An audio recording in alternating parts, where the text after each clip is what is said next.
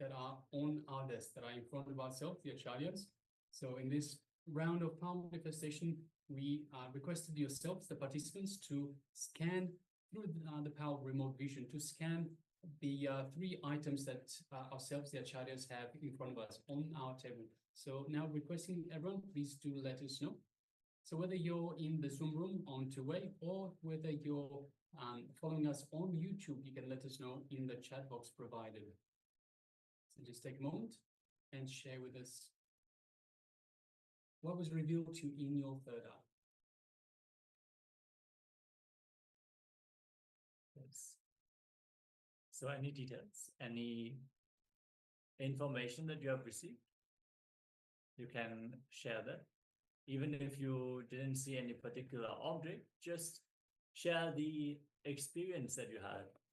Even colors, shapes, or sensations that you have experienced. Maybe the remembrance of, maybe some memory came up, and you never know. If you share the details, you might understand how they are connected to the objects that we have in front of us.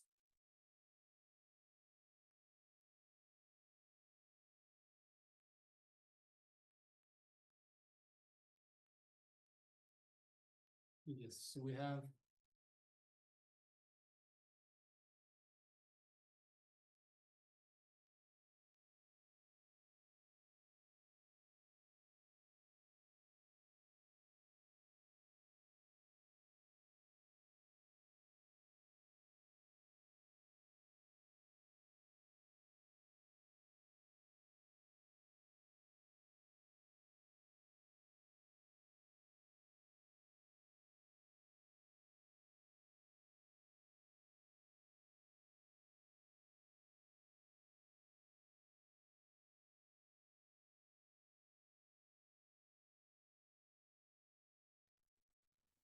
yes, so if you're still sharing, please continue to do so. Meanwhile, let us start sharing with you the items that we have in front of us. So let us start with, we can start with first a small tripod for a phone or a camera or a small light. Silver in color, black sand, parts of metal and plastic. So this one. We have a coconut that we use for the power manifestations for consciousness over matter. So we have a coconut. Of course, it is not the power for today, but it is in waiting for when the time comes for the power of consciousness over matter. So we'll be having that at some point in the program. And next we have a case for my glasses. So yes, it is a dark brown, grayish brown in color, and looks almost like a phone, but not quite. So yes, these are the 3 items that we have in front of us. Yes, so if you can relate with any of these objects based on what you have experienced during the power manifestation, let us know. So we can celebrate along with you for your manifestation. Yes, so anything that even resembles, so as I mentioned, in terms of the case for the eyeglasses, looks a little bit like a phone, looks a little bit like something else. Perhaps the tripod, you might even see it as a little UFO, maybe, who knows. And you might see this as a ball. So whatever, something that is round in nature, something that is hard, whatever is close, anything that is close, that is somewhat related to, it is still a successful power manifestation. So congratulate yourself. Make sure you do congratulate yourself. It is important to celebrate Paramashiva's manifestation through us. Yes, and with this, we're going to move on to the next segment,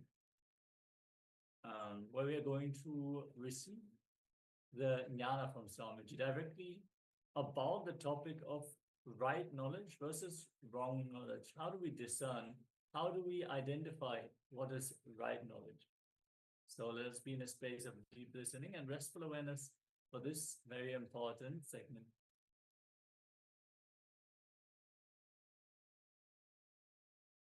Now, let us start how to clean that state, how to remove the clutching, with your thought patterns. How to remove the identification with your thought patterns. He is talking in the second 33, in the next language. Now starts all the theories, philosophies, are different ideas. The Sutra 5, Vriddaya Panchataya Klista Klishtaha. It's a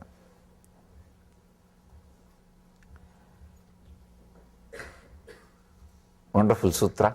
Vriddaya Panchataya Taya Klishta Klishtaha. Let me translate.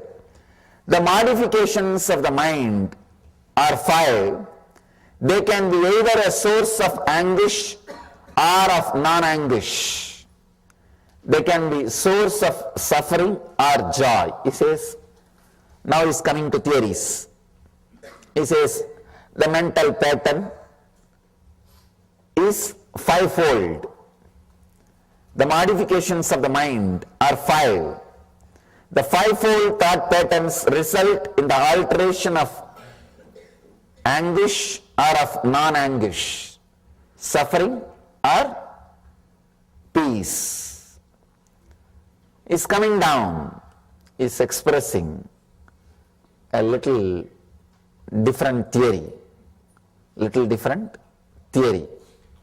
He says, mind consists of 5-fold thought patterns. Now he's agreeing to your level. But when you say, no, this is there, that is there, clean it. Many times people come to me and say, Swamiji, I have all these problems, which meditation I should practice? I tell them, you yourself have diagnosed, or you want me to diagnose you? Very rarely people surrendering. No, Swamiji, you diagnose and tell me what should I do. Then I tell them, you are on the right track. If you yourself have diagnosed, then nothing can be done. Even if I say this problem doesn't exist, please just come out. The simple technique is enough. You say, no, you don't know, only I know. Only I know. Big problem. And they have a set of ideas. They say, no, I have this problem, I have that problem, I have that problem, I have that problem. You don't know. A few years ago, I used to have outbursts. Now it is not there regularly, but once in a while I get. How they develop theories. And very difficult. The most difficult thing in the path of enlightenment is making the person trust that he is qualified for enlightenment. Nothing else is so difficult. Making him renounce the wealth, renounce the name and fame, renounce the power, prestige, all these things are not big job at all, because that gives so much of torture. Naturally people renounce. Naturally people throw that. That is not a big problem at all. All you need is making them understand. They renounce, they throw it away. Anything is very easy. The very difficult thing is making them understand they are qualified for experience. They are qualified for truth. That is the worst thing. Somehow, you get into the mood, no way, at least not in this life. At least not in this life. We have an idea of weird ideas about sin, karma, wounds, engrams, very weird ideas, very primitive ideas about all these things. So with all that ideas, we continue to suffer. We create constant struggle. Now, Patanjali says, all right, at least let me try to balance. Let me take care that feeling connection doesn't get disturbed, dropped. So if the feeling connection is there, at least I can lift that guy tomorrow. at least tomorrow, day after tomorrow, he can be lifted. If the feeling connection is also missing, he can never be lifted. It's like throw a rope. If you don't come up, at least I come down, holding on, waiting the rope, holding the rope, waiting for you. So Patanjali is doing that job.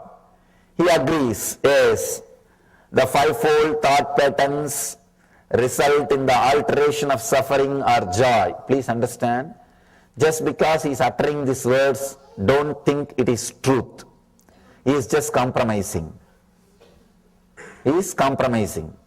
Even now, if I am given a choice, if I am allowed to say, I'll say he is compromising.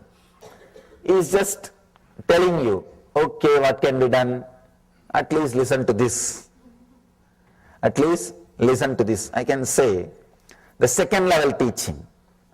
The second level teaching, see, the mass is always mediocre.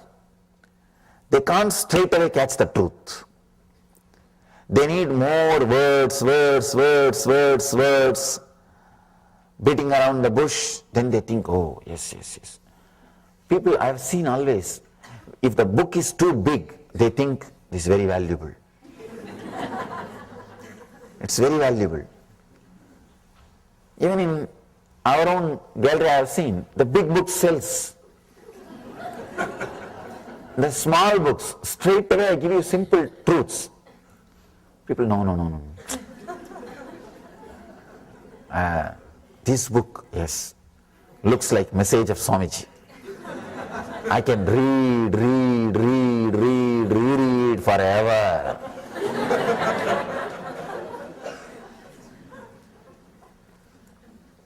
When you have a lot of material, your ego feels satisfied. And you feel you achieved something. You achieved something and you got something worthy for your money. No, really, that's what you feel. That is what here Patanjali is trying to do. The fivefold thought patterns, the modifications of the mind are five. They can be either a source of anguish or of non-anguish. That's a beautiful incident with Bernard Shaw. He wrote a book of 100 pages. Somebody asked him, what happened? Just 100 pages. He says, I don't have time. If I had time, I would have reduced it. I would have written only 40 pages or 30 pages. I don't have time. Please understand the paradox. He says, I don't have time, that is why I wrote 100 pages.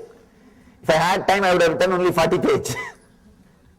I would have reduced, refined. Only when you don't have that much of patience, time or energy, you go on elaborating. Go on elaborating. I know Patanjali had intelligence, no doubt. But the disciples did not have intelligence. The disciples, I know what would have been the scene. When Patanjali says, mind is not a thing, it is an action, just stop it. You would have been about to get up. And disciples said, no, that is not the thing. I have tried many years. I have been with some other gurus, some other teachers, some other masters. I have been to this class, this, that. Then Patanjali says, all right, you would have sat back, started the next session. The fivefold thought patterns result in the alteration of suffering or joy. Then people, yes, now he talks. See? Now we are able to connect. 5 different fold, 5 different things happening inside. The result in the alteration of, which results in the alteration of suffering or joy. He's trying to give you more words. Let me tell you an honest truth. All the answers are only diverting you from the question, never attending the question, including the answers I give. It's only diverting you from the question. Because no question can be answered. There is no question which can be answered. For example, you ask, what is worry? I say, the continuous thoughts which goes on inside you, the inner chatter is worry. What have you understood? At least I have not understood. When you have more words, now you are tired to think further. You act, yes, I understood. Relax, let's go to the next subject. Otherwise, what do you know about that continuous thoughts or inner chattering which is disturbing? All these are different words. When familiar words are uttered, to explain unfamiliar words, you understand that as an answer. That's all. When I utter some familiar words, which you think you know already, as a response to the question of the unfamiliar words, which you think you don't know, you think I answered your question. That's all. Otherwise, there is no question which can be answered. There is no question, no answer. Both are game. You act as if you are asking. I am acting as if I am answering. Just both of us are enjoying our company. That's all, each other's company. Nothing else. Then directly we can enjoy. Why this game? That is the truth. That is the real truth. Without knowing this truth, we are continuously playing the game. We are going on playing. When you know this game, you realize we don't need this game and start sitting in silence, just in the presence. Till then, the game has to happen continuously. It has to go on and on and on. Asking questions, answers, and different questions. Actually, any answer will create further 10 questions. Answering is a technique of creating a continuous job. See, understand, whenever I answer questions, I am creating continuous questions so that I will have job security. That's what is happening. Any answer will create more questions in you. Nothing can be done. Nothing can be done. That is the nature of words. Whenever words are used, this is the way it will happen. It will be happening. So, Patanjali starts the next level teaching. The fivefold thought patterns result in the alteration of suffering and joy. Then immediately you accept, yes, see, I have suffering and joy. He also agrees. I think I can listen to him. He's an intelligent guy. Now a bridge is created. A kind of bridge. Feeling connection is created. He knows about my suffering. If he straight away tells, mind is not a thing, it is an action, stop it. You think, no, he doesn't know about me. He doesn't know about you. You think he is not sympathizing with you. You are not, see, we don't want best things. We want things with which we can relate, that's all. Please understand, actually in our life, we don't want best things, whether it is a relationship or things or anything. Don't think you have desire for best thing, no. You have desire only to things with which you can relate, that's all. You want to be very comfortable with your mental setup. It is not that you want only best things. If you want only best things, naturally the moment you see the master, you will drop everything and go behind him. One side you have the desire, then you understand, no, let me have the things with which I can relate.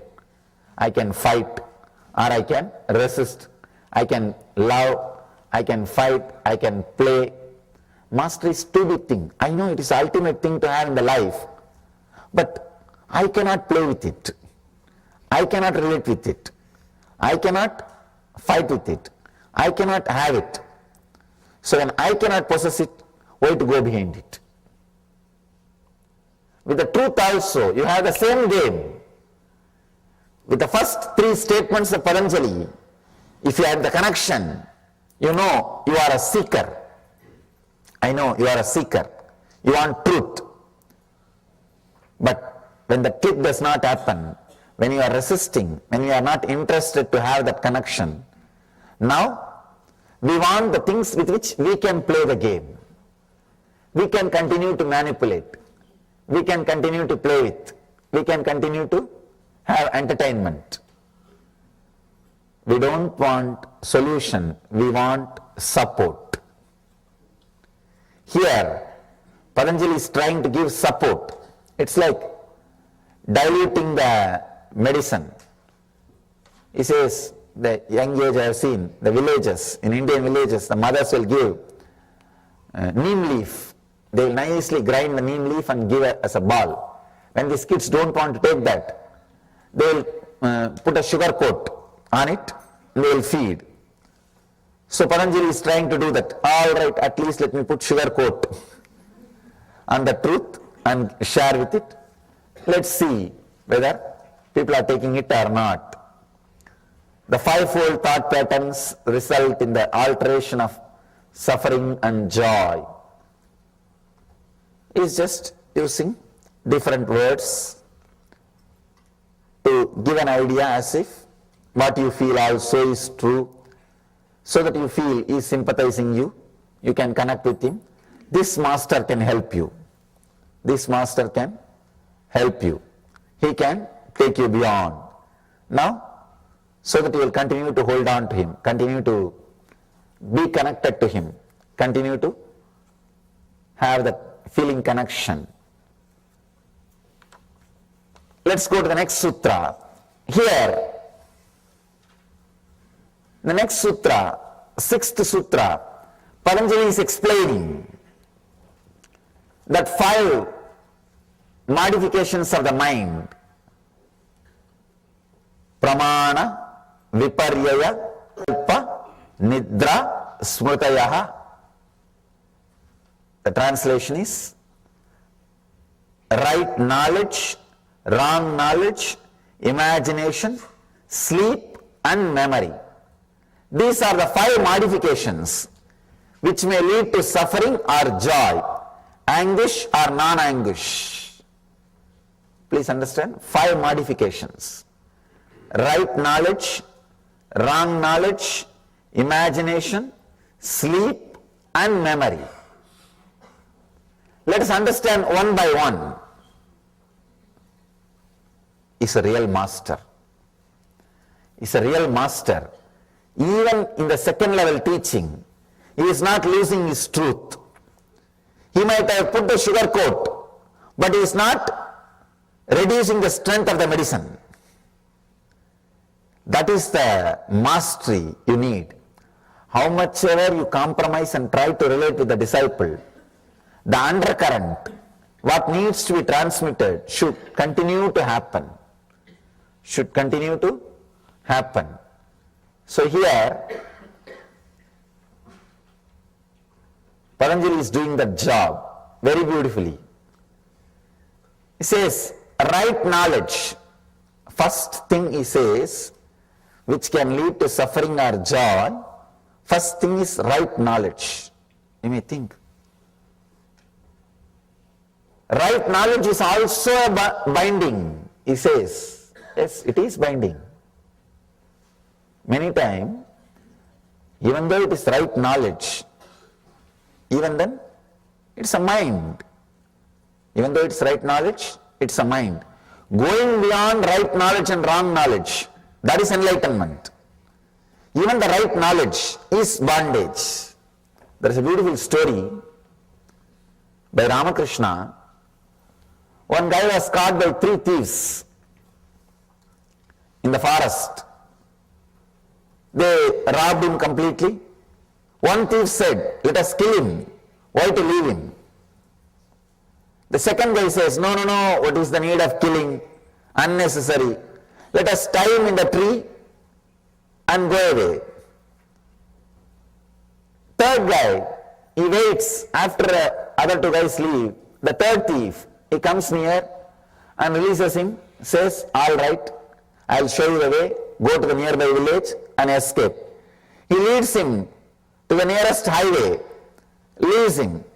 Then the guy who got robbed, he asked the thief, even though you are a thief, you helped me. Why don't you come to my house and have a cup of tea? Thief says, no, after all I am a thief. I can only help you this much. You go on your own, now I will go on my path. So these three thieves are the three characters. The first thief who said, let us kill him, that is the tamas, inertia energy, the depression energy. The second thief who told, no, we don't have to kill, let us tie him, that is the restlessness, rajas energy, restlessness, rajoguna.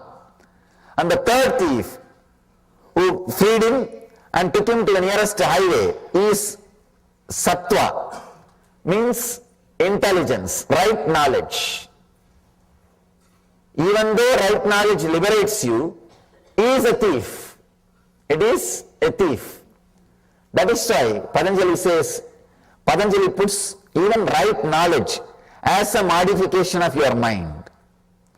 He says these 5 modifications can lead to suffering or joy.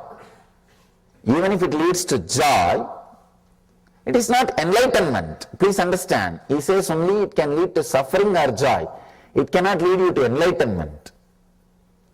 It can lead you to only suffering or joy. One thing with the right knowledge, one good thing with the right knowledge is, it's like it can liberate you. It can take you to a space, you can be free once for all. Like the third thief. It takes you and shows you the way, leaves you in the nearby highway, it says, I cannot come further, I am going on my way, you please go on your own way. He can do that much, even without this. This is also compromising. So he says, right knowledge. Second thing is wrong knowledge. Wrong knowledge all of us know. Whatever we have, we don't have to say, no. This is not right knowledge, this is not right knowledge, this is not wrong knowledge. I am not saying to classify whatever we have. It's a simple, straight statement. Whatever we have is nothing but wrong knowledge. Whatever name you may give it, it is wrong knowledge. You can say, when you associate yourself with the mood swings of pitta, the liver function, see, your mood swings will be based on your liver function. That is why early morning when you are out of bed, your mood will be different. In the noon, your mood will be different. In the night, your mood will be different. Means your thought pattern, mood swings are based on your liver functions. Anything which is out of your liver function is wrong knowledge. Please understand, any mood you go through, any knowledge you gain through the mood swings is wrong knowledge. It's like you are drunk. When somebody is drunk, whatever he sees is wrong knowledge. A small story. One guy is teaching his own son how to drink moderately. He thought, if I don't teach, his friends will teach him. If I teach, at least I can say where to stop. At least he will be in control. So he continues the class. After some time the son asks, Father, when should I stop taking? When should I stop taking alcohol? Father says, see at the opposite table, 4 people are there. When you see them as 8 people, you should stop taking. Son says, Father, no, don't you see, there are only 2.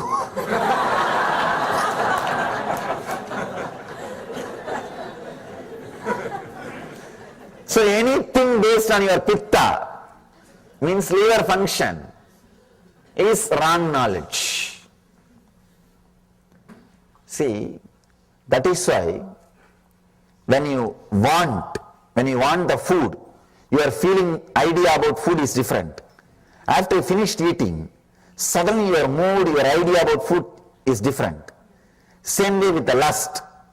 When you want the experience, your idea about the other person, your idea about the beauty, your idea about lust, everything is different. When you are finished, suddenly the idea about the other person, idea about the lust, idea about the act, everything is different. So knowledge based on your body hormones, same way taste, food or physical touch or anything, before having, your idea is different. After having, idea is different. It just changes. So anything based on the hormone, the pitta, is wrong knowledge. It is wrong knowledge. But people enjoy wrong knowledge. Please understand, really. They enjoy wrong knowledge. They don't want to be in the right knowledge, because the right knowledge sometimes hurts you. Really. It constantly reminding you to get enlightened. It's like a constant nagging. Get enlightened, get enlightened, get enlightened. You just want to switch it off. That is why so much of alcohol, understand, so much of alcohol in the humanity, well, you know, right knowledge awakens spiritual seeking in you, which is very costly. Your whole life will be different. You have to enter into a new zone, new space, which is risky. You may not know about that new zone. So you want to be in your old cozy field. You say, no, forget about it. This house is enough, this wife is enough, this car is enough, this office is enough, let me run. You are afraid to enter into that zone of seeking, because seeking is such, it will just take away your whole life. It is internal tsunami. It just changes you. Nothing else is required. You are new. You are washed. You are fresh. Whatever needs to be taken away from you, leaves you. Only whatever needs to be left is left. It's a very powerful internal tsunami. When you are afraid of that, the right knowledge means reality always leads you to seeking. In the world, there are only two categories. One, seekers. Another one, people who are addicted. That's all. You can't be between. Either you have to be a seeker or you have to be addicted. Because you have to escape from the right knowledge. You have to put that off. You have to switch it off. You have to divert yourself. You can't be constantly in the right knowledge. Because right knowledge constantly asks you to seek further, seek further, seek further. It doesn't let you rest. It doesn't say, no, you can lie down, I will come tomorrow. No. It's like credit card company. Constantly calling you. Constantly calling you. So seeking does not let you rest. That is why all over the world, why do you think all over the world in all cultures, alcohol is like a habit? Alcohol is next to food, consumed next to food, because man wants to be in wrong knowledge. He wants to be in delusion. He wants to be deluded. He wants to be in imagination. He doesn't want right knowledge. He doesn't want to be in reality. How many laws? Almost all countries have laws about the alcohol. But no country is able to stop. No country is able to stop. All countries, all cultures, all civilizations, all of them tried to ban alcohol. At least few times they have tried. But the moment they ban through the law, more alcohol is consumed. It becomes a big problem. It becomes a big headache for the government, police, law enforcement departments. Then nothing can be done. They open it.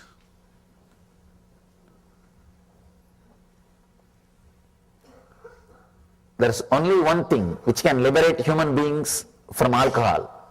That is encouraging spiritual seeking. Just like we have so many insurances, we should create one more insurance. If you are doing spiritual seeking and lose something, they are insured. If a civilization can ensure spiritual seeking, if civilization can give you assurance, be a spiritual seeker, you will not lose anything. Our civilization, society setup is created in that way. In India they tried. And the experiment was really successful. If you are a seeker, you will never lose anything in that society. In my case, I lived cream of my life is youth. Between 17 to 25, I never studied nor worked for the society. If I was in any other country, I would have been put in the homeless asylum, homeless shelter, or mad people asylum. They would have put me in all psychotherapy, psychiatry, psychopathy, all kinds of pathis and therapies and deprogramming programs. They would have put all possible medicines and doses on me. But the great civilization, the great society did not do that to me. When I was on my own, when I started seeking, it had sympathy, it had passions, it had compassion. Apart from that, it gave me food, shelter, clothes, everything with respect. Understand? Not saying you are an unwanted guy, but we have to maintain what to do. No. Not with that feeling. How the homeless people are served. The developed countries, how the homeless people are treated. They will give you food. You are unwanted guy, what to do? We'll give you what you need. At least don't become a criminal. We will give you what you need. Just keep quiet. Not with that unwanted feeling. No. With encouraging. Please do it. You are right. Anywhere, if I am given food without they touching my feet, I am not supposed to accept. And that is the way I lived. Understand? You can't imagine giving food to a homeless guy and touching his feet with respect. Can you imagine? No. You can't imagine. In the developed countries, you will give food and shelter and clothes and whatever needed to a homeless guy and fall at his feet and do namaskar. Offer your respect. Saying you are right, please, you are encouraged, please do what you are doing. No. But the civilization did it. The society did it. When I go around all over the world, I understand. I am surprised. The civilization was built for enlightenment. It is built to create enlightened beings. Many times people ask me, why only in India so many enlightened masters are there? Why they are not spread all over the world? They should have been spread. God should have sent here and there. Why they are all completely concentrated in India? Please understand, it is not an accident. It is an incident. The civilization itself is prepared, trained, created for enlightened masters. Same way, there are many things missing. They don't have 911, as I told you yesterday. They don't have many things which developed countries have, but they have few things which no other civilization can produce. They have insurance for seekers. The whole society is an insurance for seekers. Whole civilization is insurance for seekers. Billions and billions of rupees are spent in creating infrastructures, basic needs for the seekers who wander all over the country. Billions of dollars is spent by philanthropists. The first philanthropy activity in India is not creating education infrastructure or medical infrastructure, infrastructure for seekers. That is the first priority. In India, any rich man, see in the developed countries, any rich man, if he is fed up with the money, if he wants to do charity, only when he feds up with the money, he will do charity. When he feds up with the money and he wants to do charity, the developed countries, he may create an hospital or he may create a school. But in India, if he is fed up with the money and if he wants to do charity, first thing will be, he will create a monastery or a temple. Means infrastructure for seekers. The whole civilization is directed towards enlightenment, towards seeking. So only if you give assurance and respect for seeking, only the civilization which gives assurance and respect for seeking can be liberated from alcohol. If any civilization needs liberation from addiction of alcohol, if it wants to save its citizens from alcohol, the one and only way is encourage seeking. Encourage right knowledge. Lead people towards enlightenment. Lead them towards the conscious growth. Lead them towards superconsciousness. That is the one and only way to liberate from alcohol. Till then, alcohol will continue to rule. The addictions will continue to be there. The drugs, the products which gives the kind of the illusory feeling will continue to exist either directly or indirectly, legally or illegally in the society or undercover. It will continue to exist because man cannot live without right knowledge or wrong knowledge. Right knowledge always leads to seeking. If that is not encouraged, that is not accepted in the society, if that is not the right track which he can take up, if he is not respected, taken care, if he takes up the right knowledge, naturally what he will do? He has no other option. He has to take the wrong knowledge. He has to take the other side. So any civilization wants to save its citizens, its people from the addiction or products which creates delusions and illusions. The one and only way is encourage right knowledge. Let that civilization think about encouraging seeking. Let that civilization think about supporting the seeking. In India I have seen every 30 miles you will have a place for resting and food if you are a seeker. Because I walked length and breadth of India. Maximum I can walk only 30 miles per day. So I have to rest. I have always found a temple or a monastery where I can rest. I am respected, supported just because I am a seeker. No other qualification. No ID card is required. In India there is no social security number. Please understand. But first of all, there is no security. What about social security number? There is no social security number. There is no way to track. There is no way to find out information about you. Nothing exists. The only social security number is this color dress. That's all. You will be surprised. Even in the train, government trains, the government officials who are supposed to take care that whether TTs, ticket checkers, will not ask for a ticket. If you are wearing this cloth, I am giving you some tips to travel in India. Now I am telling you from my experience. If you are with this cloth and sitting, I have never seen any TT asking me ticket, they will ask only one thing, Baba, have you eaten? Means, it's a very respectful word. Baba means father. Oh, father, have you taken food?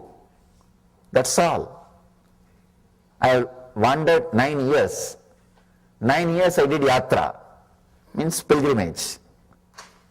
So, whole length and breadth of India. Every 30 miles, you have a stoppage. You have food with respect. That is the main thing. With respect. They touch your feet. That's the first thing. They touch your feet and offer. And they encourage what you are doing. They support what you are doing. They respect what you are doing. So only a civilization which can support seeking, which can encourage seekers. This is one aspect of seeking, I am saying. Even otherwise, even when you are living with your family, if the society knows you are a seeker, you have a different position.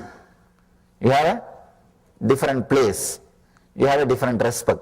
That whole society, it is in their blood. So any civilization encourages seeking, supports seekers, will liberate itself from the wrong knowledge and the products which creates delusion. The products which creates delusion. In India, so much of population, I don't see so much of entertainment. Only recently, last 50 years only, so much of entertainment ideas are gathered. Otherwise, there is no theme park, there was no TV, there was no movie. There was nothing much of entertainment. Even their entertainment is connected to seeking, temple. That is their entertainment. Sometime I have seen, especially in the West, people are surprised that in India people go to temples every day. Because in many countries, they go to church only once in a week. It's a Sunday holiday religion. And that also rarely. Not everybody. When I say people go to the temple regularly, every day, people are surprised. But that becomes their lifestyle. Not so much of entertainment. Even entertainment is this only. Prayer is entertainment. This is game. Everything. Everything is rooted at seeking. Based at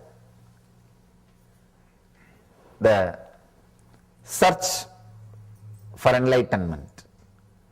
So civilization which encourages right knowledge helps their citizens to go beyond wrong knowledge, to go beyond addictions.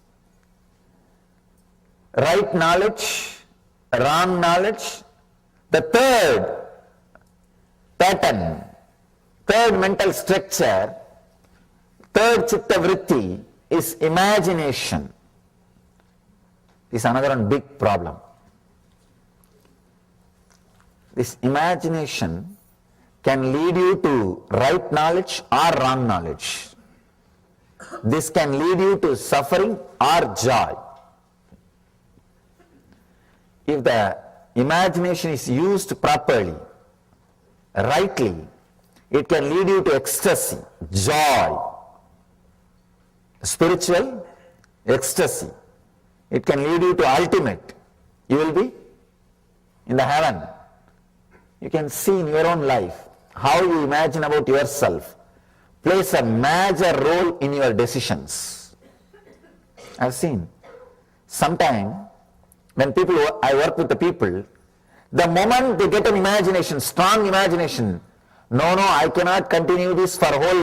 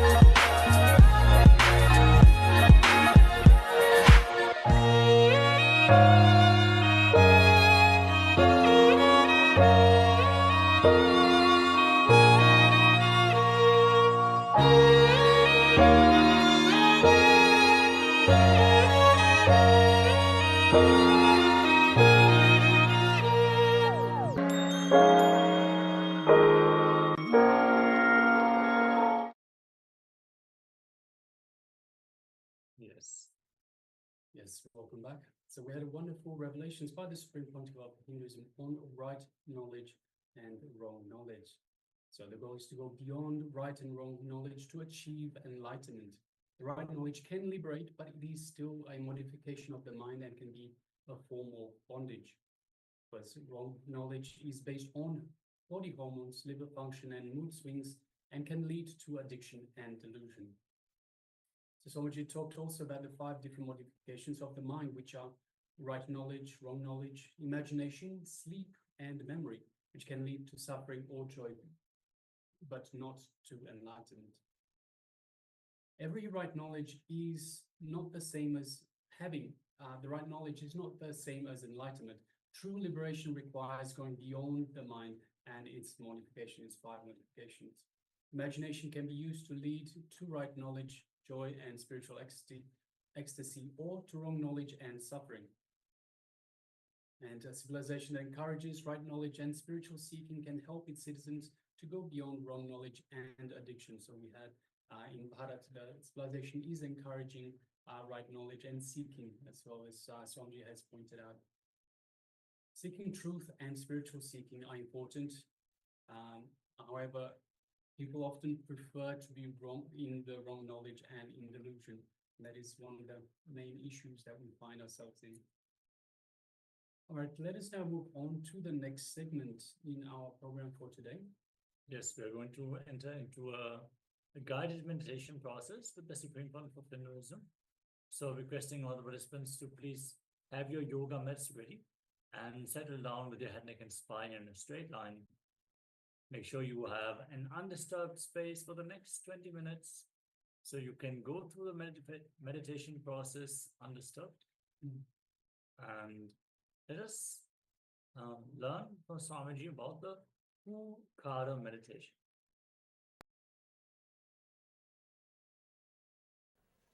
Please understand, a simple technique, very powerful technique.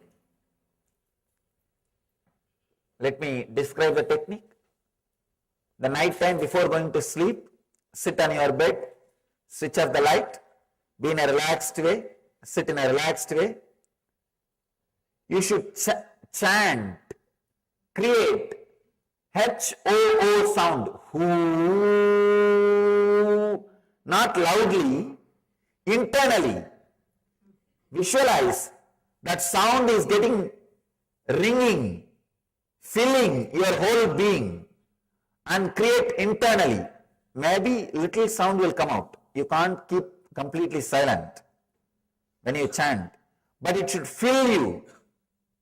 I'm not saying chant as loudly as possible. I'm saying chant as intensely as possible.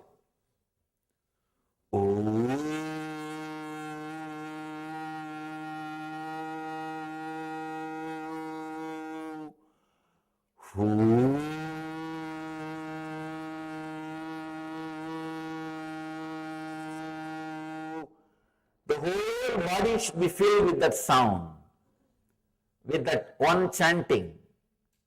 I'm not saying loudly, I am saying intensely. Do this just for 8 to 10 minutes, very intensely. And relax. You will see, you will be alive, aware, even during your sleep. When you are out of sleep, you will be fresh. You will be jumping out of your bed. Your walk from your bed to the bathroom will be a dance.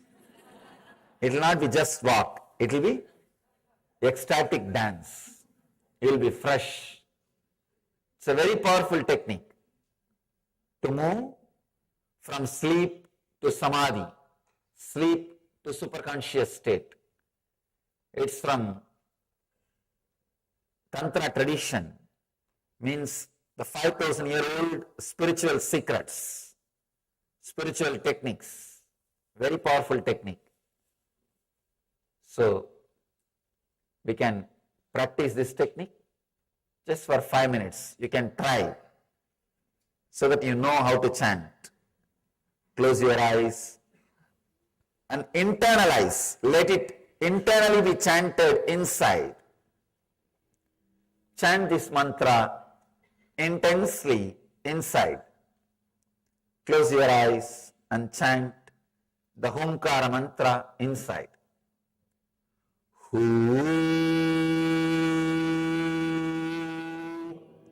As intensely as possible.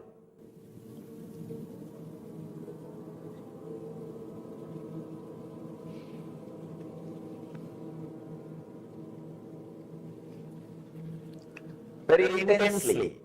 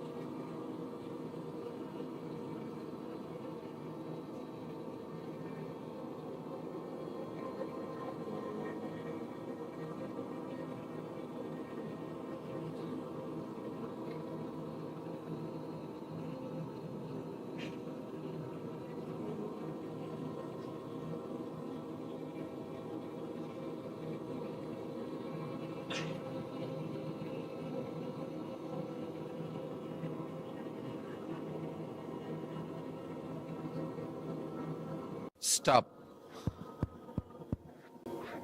Stop. You can open your eyes. Try this technique before going to sleep. You will see you are able to transform your whole sleep into superconscious samadhi.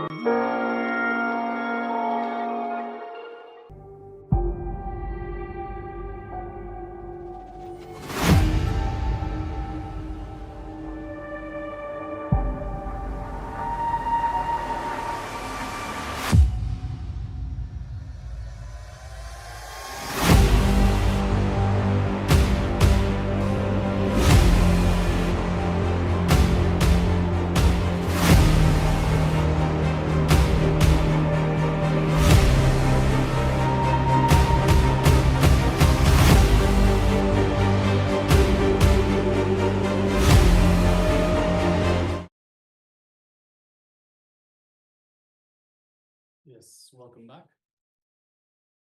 So that was a wonderful meditation by the guided by the Supreme Pontiff of Hinduism. So now let us move on to the next segment in our program, which is once again the power manifestation segment. And today's power manifestation is the power of remote vision. So today this segment, this round, we're going to do something a little bit different. So what we will do is we'll reach out to a family member, and start describing to them what they are doing. So requesting everyone, let us reach out to a family member, make sure they're fine, they're happy to take part in this power manifestation segment, where you will be using the power of remote vision to see what they are doing and describe to them in detail exactly what it is they are doing. So requesting everyone, let's reach out to a family member and let us start this power manifestation round. So if you're following us on YouTube, you can also reach out, you can take part in this power manifestation, there's no issues. If you're in the Zoom room, of course, you can reach out to a loved one, a friend, whether they're close to you, next to you, whether they're far away from you, as long as you can't see them at this point in time, otherwise it defeats the purpose. If you can see what they're doing and describing what they're doing, it just doesn't work. So let's reach out to somebody who is not in the same place where you are. Perhaps they can be in the next room, or perhaps they can be in the next city, or perhaps in the next country, wherever they might be. Let's reach out to a friend, a loved one, a family member, whatever you choose to, whoever you choose to reach out to, and ask them to take part in this power manifestation. And we will start describing to them, you will start describing to them exactly what it is that they are doing. All right, so just giving a few more moments for you to reach out. And of course, if you don't want to reach out to them, that's fine as well. You can just use the power of remote vision and see what they are doing. You don't have to speak to them if they might be unavailable for some reason. But the only thing is that we can't then verify. So the idea is that you reach out to a family member, then you can verify it right there and there. Tell them, hey, you're doing this. You're sitting down on a chair, reading the newspaper, watching TV, and they'll be able to say, yes, that's absolutely correct. Or they'll say, actually, I'm sitting down with a newspaper, but I don't have the TV on, I'm listening to the radio, or whatever it might be. So you have that verification, you have that instant verification of the power that we are manifesting. So now let's move on with the power manifestation as such. Let us sit comfortably with the head, neck, and spine in a straight line. Let us connect to Swamiji in our inner space, our Anandagandha region. Let's visualize Swamiji's Atma Murti in your inner space. Your favorite image of Swamiji, the one that you feel most connected to. Let's visualize that in your inner space. Just a mere remembrance of the Master invokes Swamiji in your inner space. He's waiting for you, he's available and waiting for you to reach out to him. Feel that feeling connection to the Master, and through that connection, feel the love, that compassion, the infinite grace that is radiating from your inner space.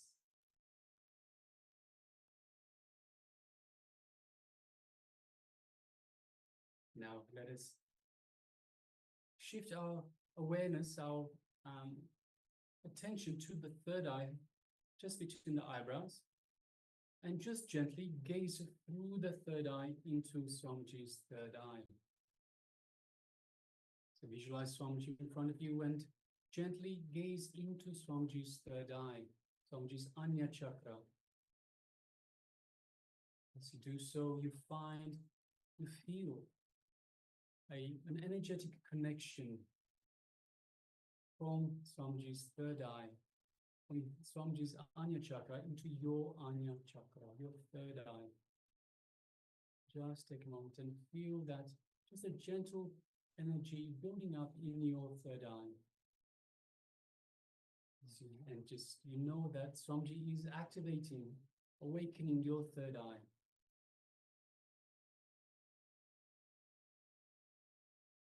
Now let us start chanting the Mahavakya, which is the cosmic code word that Swamiji has given us to strengthen this feeling connection. So whenever we feel that the connection by chanting the Mahavakya, we strengthen this connection to Swamiji. So let us start chanting the Mahavakya. Om Nithyananda Paramashivoham. Om Nithyananda Paramashivoham. Om Nithyananda Paramashivoham. Yes. And let us continue chanting the Mahavakya. And from this space of oneness with Swamiji, let us start describing, seeing through the third eye, through the power of remote vision. Let us see, scan, and describe to your family member, your loved one, exactly what it is they are doing. Let us now begin.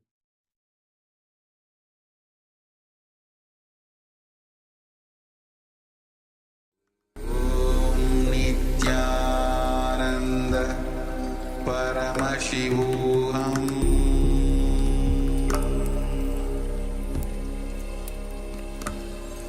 Om Nithyananda Paramashivoham.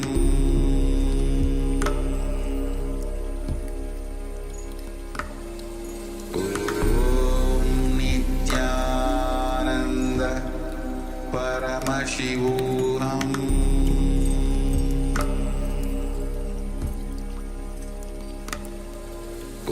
Om Nithyananda Paramashivoham. Om Nithyananda Paramashivoham. Paramashivoham.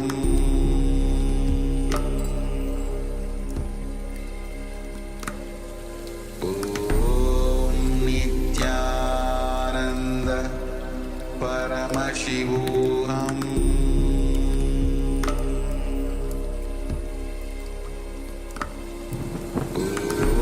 Om Nithyananda Paramashivoham. Paramashivoham.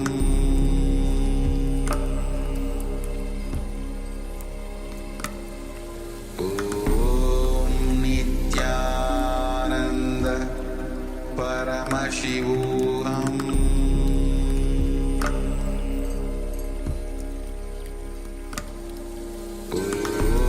Om Nithyananda Paramashivoham.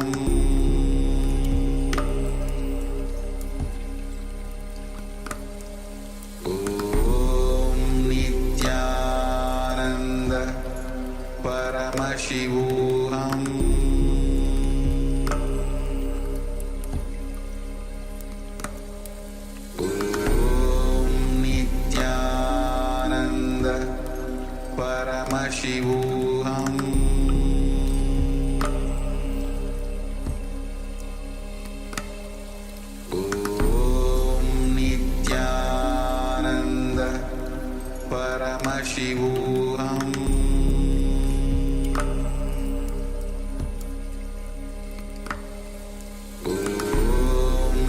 Nithyananda Paramashivoham.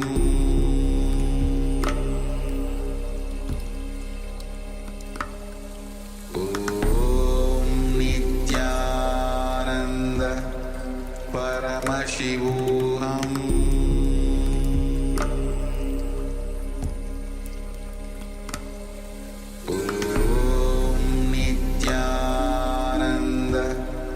Paramashivoham.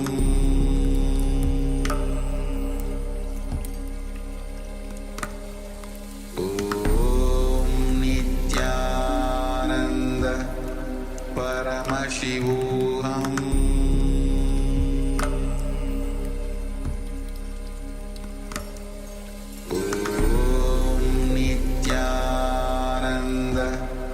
Paramashivoham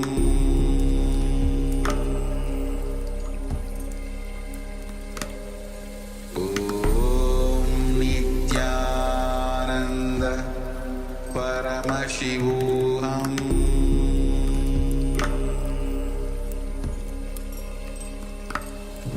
Om Nithyananda Paramashivoham Paramashivoham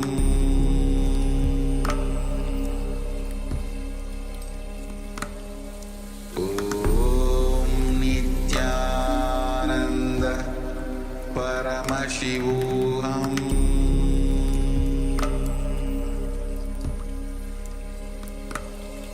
Om Nithyananda Paramashivoham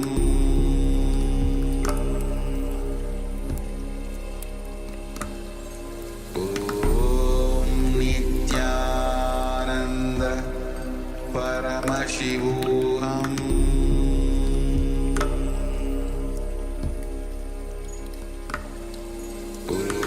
Om Nithyananda Paramashivoham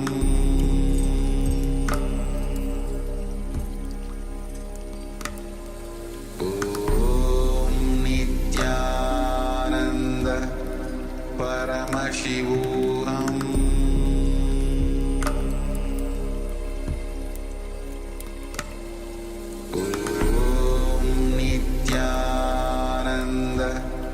Paramashivoham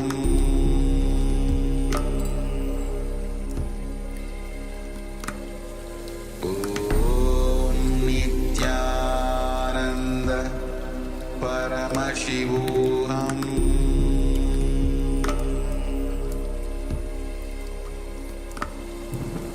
Om Nithyananda Paramashivoham Paramashivoham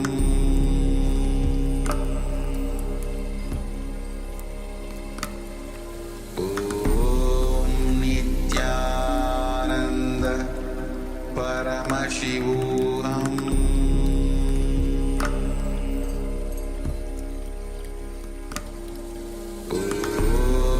Nithyananda Paramashivoham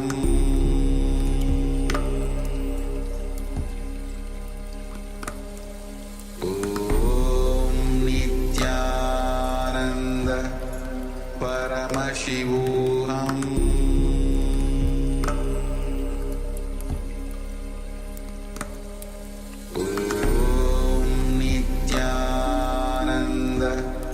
Paramashivoham Om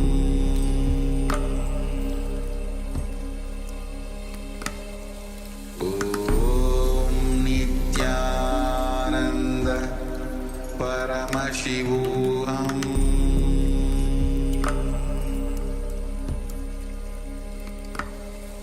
Om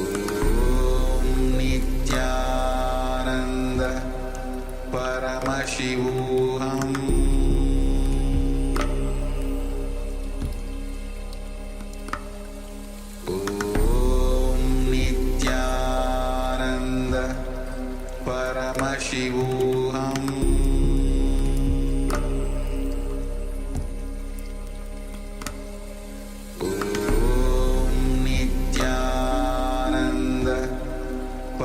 Paramashivoham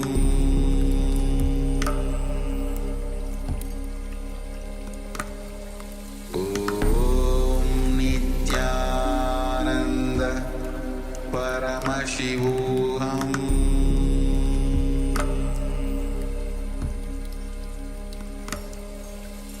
Om Nithyananda Paramashivoham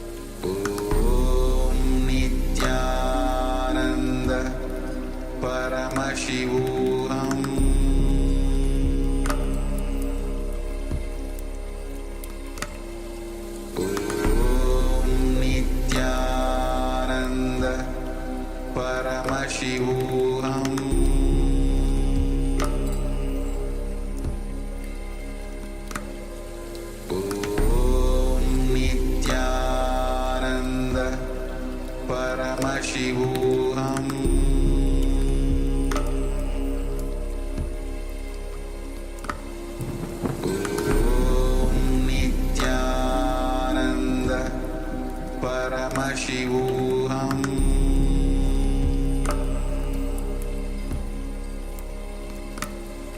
Om Nithyananda Paramashivoham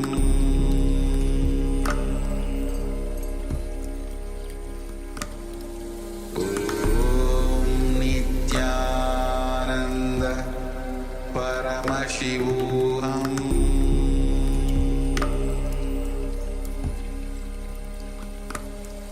Om Nithyananda Paramashivoham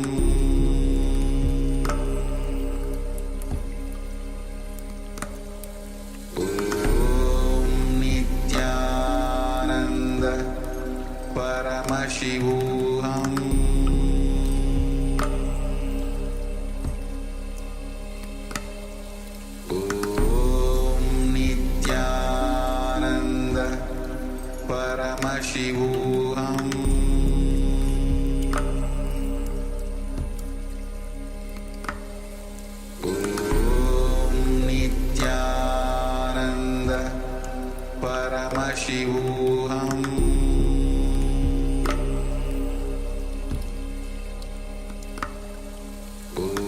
Om Nithyananda Paramashivoham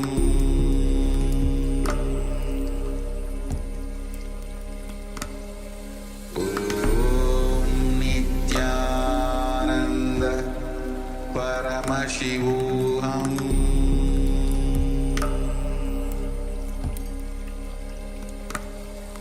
Om Nithyananda Paramashivoham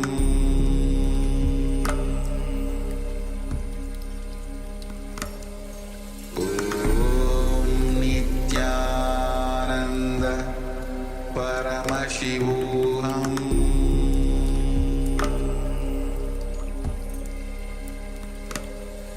Om Nithyananda Paramashivoham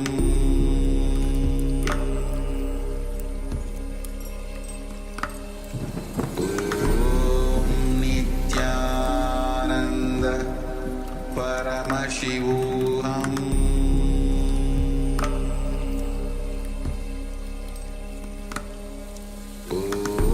Om Nithyananda Paramashivoham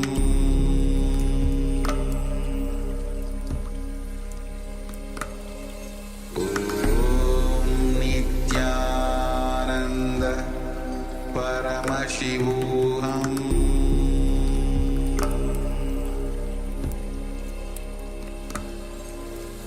Om Nithyananda Paramashivoham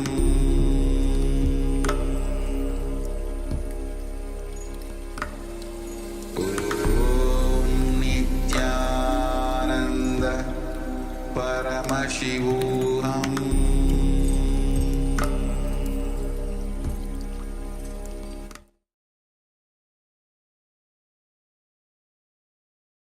Yes, welcome back. You can now relax. And let us take a moment and share how you went in this round of palm manifestation. So meanwhile, we welcome a couple of participants. We have Mahabhairava, Nithyananda, welcome. Good to have you with us, Ma. Nithyananda. And we also have Ma Hu Xiao Lan, Nithyananda, welcome. Good to have you with us. Nithyananda. So in this round of power manifestation, it is the power of remote vision. We ask the participants yourselves to reach out to a loved one or a friend that is somewhere else, not in front of you, not where you are. So it could be in a room next door, or perhaps the house next door, the city next door, the country next door, wherever they might be. And reach out to them and describe to them through the power of remote vision. Describe to them exactly what they are doing. So now requesting participants, let us know how you went. Share with us the details, please. So whether you're on YouTube, following us on YouTube, or in the Zoom room itself, Requesting all participants, let us know in the chat box how you went. And were your friends or family members surprised when you described to them what they were doing? It is something that can sometimes shock, sometimes surprise family members and friends. They'll start looking around. Is there a camera? Are you watching me somehow? So it's a very, very nice party trick to try. So requesting everyone, do let us know how you went in this round of power manifestation, power of remote vision. And of course, every power manifestation manifests from the space of oneness with the Supreme Pontiff of Hinduism, oneness with Paramashiva himself. It is through the divine that these powers are available to us. It is through this feeling connection with the Master, this feeling connection with Paramashiva, the ultimate superconsciousness, that we have access, conscious access to these powers of the third eye.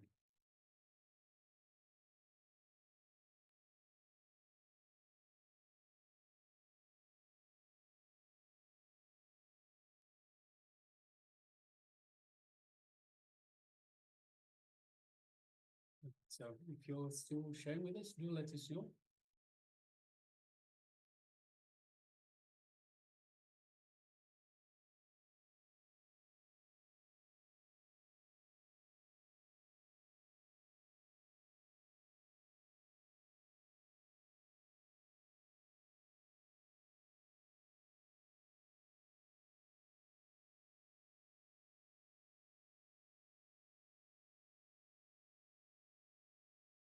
All right, so if you're still sharing, please continue to do so. Meanwhile, let us move forward to the next segment in our program for today, which is, once again, another revelation by the Supreme Pontiff of Hinduism on the topic of your mind can lead you to bondage or freedom. So understand that the mind can interpret any situation as either as joy or suffering. And our comprehension of this can be wrong, leading to misunderstanding and misinterpretation of positive changes in our lives. So let us come to the space of listening. Let us hear directly from the Supreme Pontiff of Hinduism. So requesting everyone, let us sit comfortably with the head, neck, and spine in a straight line, and give you full awareness, full listening to the Supreme Pontiff of Hinduism as he imparts these beautiful truths. Let's begin. This is the subject which Patanjali is expressing through these whole sutras.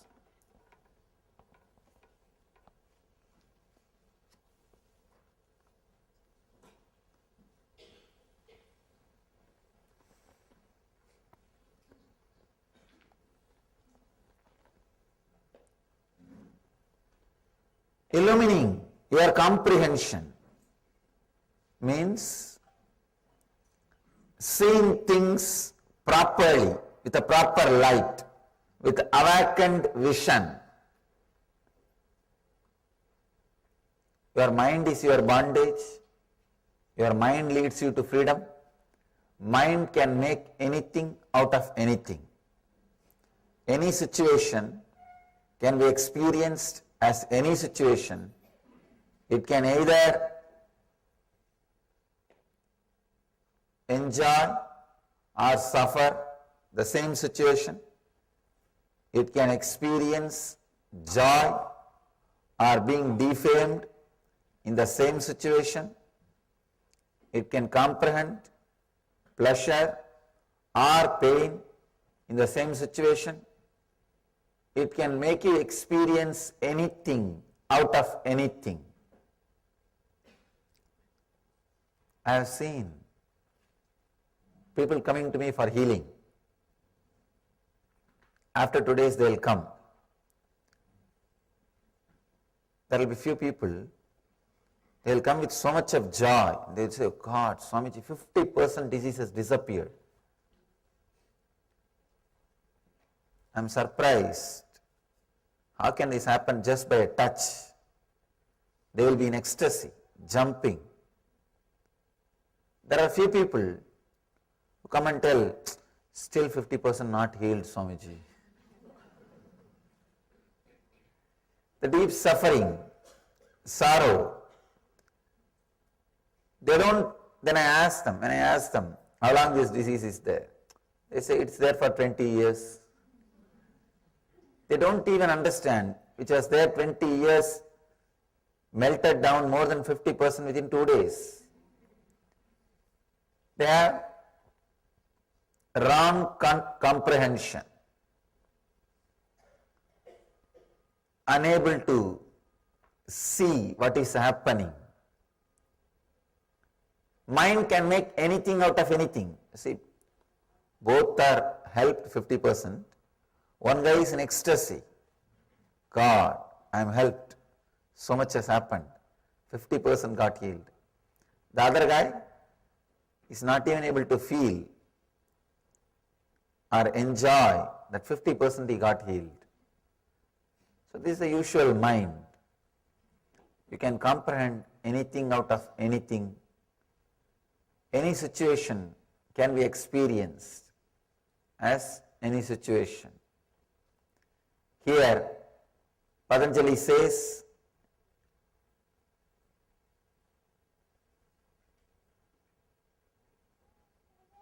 these 5 modifications: right knowledge, wrong knowledge, imagination, sleep, and memory. These 5 can be the reasons for your pleasure or pain, for your anguish or joy, for your peace or restlessness. You can use these 5 towards anything. Sometimes people ask me, how can right knowledge be the reason for suffering, Swamiji? How can we use right knowledge for suffering? Here Patanjali says all these 5 can be reason for suffering or joy. Please understand, many times I have seen people creating guilt out of right knowledge. I told you a story a few days before. People understand an enlightened person should be very calm, cool, collective, balanced. This is a kind of a right knowledge. But they use that knowledge and start creating guilt, expectations, difficulties inside them. Even right knowledge in the wrong hands can create suffering, can create difficulties. I have seen people having some idea about how life should be, this, that. Actually, if you see, it will be right knowledge, just like this situation. I was telling you a story, one Zen master crying when his master died. We have an idea, enlightened person should not cry. He is supposed to be balanced. It's a kind of a right knowledge only. But when you apply, misunderstand, misuse, it can create agony inside you. You can use that same idea to create guilt in you, or questions in you, doubt in you. Even right knowledge in the hands of wrong person can create suffering. Of course, wrong knowledge always creates suffering. People ask me. One more question. Patanjali says here, all these 5 can create right, can create joy or suffering. How can wrong knowledge create joy? Can create suffering, we know. How can wrong knowledge create joy? Sometimes, accidentally, even wrong knowledge leads you to joy. Even wrong knowledge leads you to next level, next step. I have seen many instances. They may not know the reason, the right reason, but they do the right act. Without knowing right reason, without having the knowledge about right reason, but doing right act. That kind of situations, even wrong knowledge leads you to joy. Wrong knowledge leads you to pleasure. Actually, what really needs to happen inside us is a cognitive shift. Means your comprehension should be illumined. Straight away able to relate with the truth without difficulties, complications, torturing. Straight away ability to relate with the truth. I have seen many times in my experience, people can neither resist the joy and ecstasy of being in my presence, but nor they can drop their arrogance, nor they can come out of their ego. They continue to come and continue to criticize something. I tell them, if you are feeling like criticizing, don't come, relax, be where you are. They are not able to, no. That we can't do. They will continue to come, but continue to criticize something. They can neither keep themselves away, nor completely able to surrender or relax. Means the wrong comprehension. The cognitive shift has not happened. Here, Patanjali emphasizes on cognitive shift. Let us understand all these 5 modifications: right knowledge, wrong knowledge, imagination, sleep and memory. Yesterday we understood right knowledge and wrong knowledge. Today we will enter into imagination. Imagination, same way, can lead you to joy or pain, suffering or ecstasy. See, almost all meditation techniques are based on imagination, except very few techniques. The clicks, what I call initiations, except the initiations directly from the master, all other techniques use imagination. For example, the unclutching, the science of unclutching, or the first technique which Patanjali spoke, your mind is not a thing, it is an action, stop. This is not using your imagination. This is a straight initiation. Straight initiation, straight click. Except this kind of initiations, this kind of clicks, all other techniques are using your imagination. When the imagination is used to lead to pleasure, to make you experience ecstasy, it is called meditation. The same imagination is used to lead you into suffering, it is called mind. There are only 2 things. Either your mind can continuously condition you, or it can continuously liberate you. Your imagination can either go this way or that way. It cannot stand still. It cannot stand still. We need to understand this one fact. We always think, I may not be progressing spiritually, but I am stuck somewhere where I am. No. Either you progress or you are going down. There is no such thing as stuck. Please be very clear. There is no such thing as stuck. Either you are going up or going down, like skiing. There is no such thing that you can stop or stand stuck. No. It doesn't happen. in the inner field. If your imagination is used by you to liberate yourself, to uncondition yourself, it is called meditation. If your imagination is used to bind you more and more, to create more and more bondage, it is called mind. Conditioning. I have seen even the great knowledge about yoga, people start using it for one more conditioning. I have seen thousands of people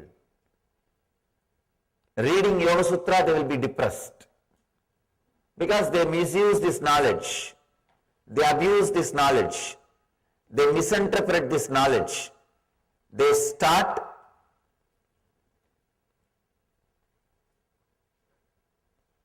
imagining their own things out of this knowledge. That is why this great truth should be heard directly from an enlightened being. Then he knows where Patanjali put karma, where Patanjali gave strong emphasis, where Patanjali gave the gap. He knows. Please understand, the other day I was reading a beautiful line. God is nowhere. Somebody put a comma next to W. Then it says, God is now here. Sometime you need an enlightened person to put the comma, to create the gap. Only he knows where Patanjali gave gap, where Patanjali put the comma. The other slogan I read, there is only one God. One guy put the comma next to the word, there is only one. Then it reads, there is only one God. First line it says, there is only one God. It's more like a moral science, uniting all the religions, creating peace. The second line, there is only one, comma, God. It's a spiritual experience. It's a spiritual truth. These two statements may look similar, but it has tremendous different significance. Its significance is totally different. See, there is only one God. It can be uttered by anybody. Everybody utters the same thing, but they say in the end, there is only one God, that is my God.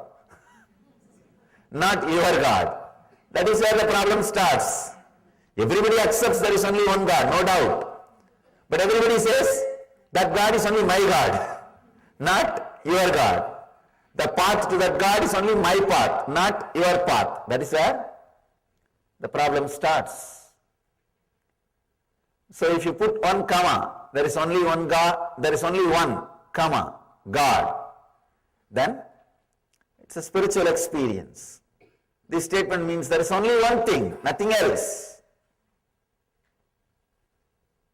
So, when you listen to these great truths from an enlightened master, you know where to put the comma, you know where Patanjali gave the gap, you know where he emphasized, you know where he was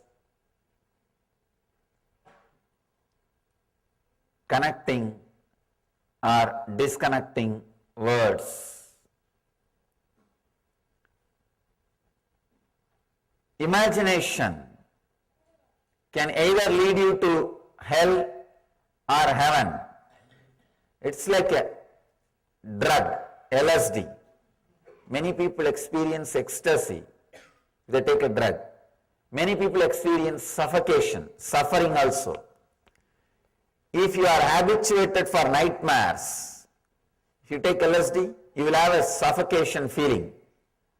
Your LSD experience will be nightmarish. If you are habituated for sweet dreams, if you take LSD, you will feel like you are in heaven. That's all.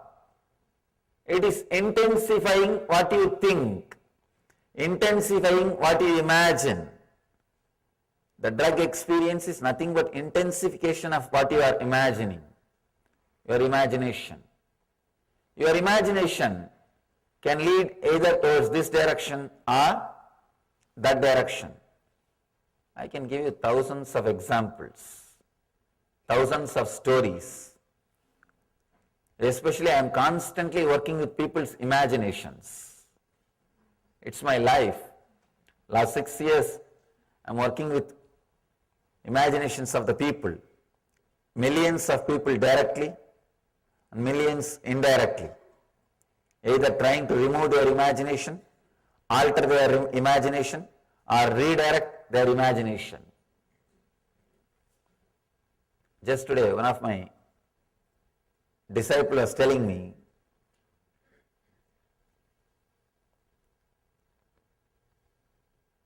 before she used to come regularly to the ashram, her daughter will always object. Why are you going there? You are not attending us. You are not caring for us. The family pressure. Now, daughter also attended the program. Now she says, how could you come back? How could you be away from him? I am not able to. I am not able to be away from him. Earlier, how are you able to come back even after being around him? So her imagination, when she had wrong imagination, she was not able to relate with the mother. She was fighting with her, saying, why are you going? Now when she has the right imagination, she is fighting with her, why did you come back? It's a mind. It is imagination. Continuously, I am working with imaginations of the people. Many times, the imaginations become so strong,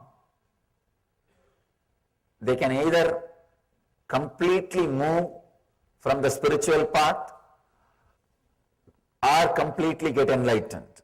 People sometimes ask me, how can imagination lead to enlightenment? After all, it is mental activity. How can that lead you to enlightenment? It's like somebody taking poison. Taking poison is an action, but that can lead them to death beyond actions. Same way, the right imagination is taken, the mind will disappear, you will be beyond the mind. You will be beyond mind.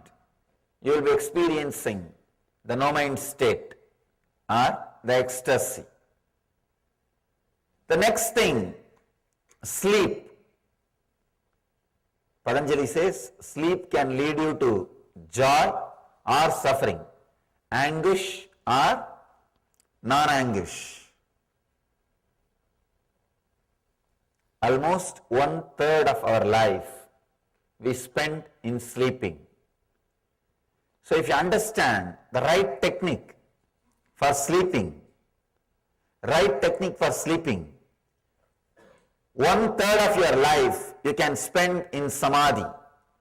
See, the only difference between your sleep and samadhi state, the ultimate enlightened state, is samadhi minus awareness is your sleep. Your sleep plus awareness is samadhi.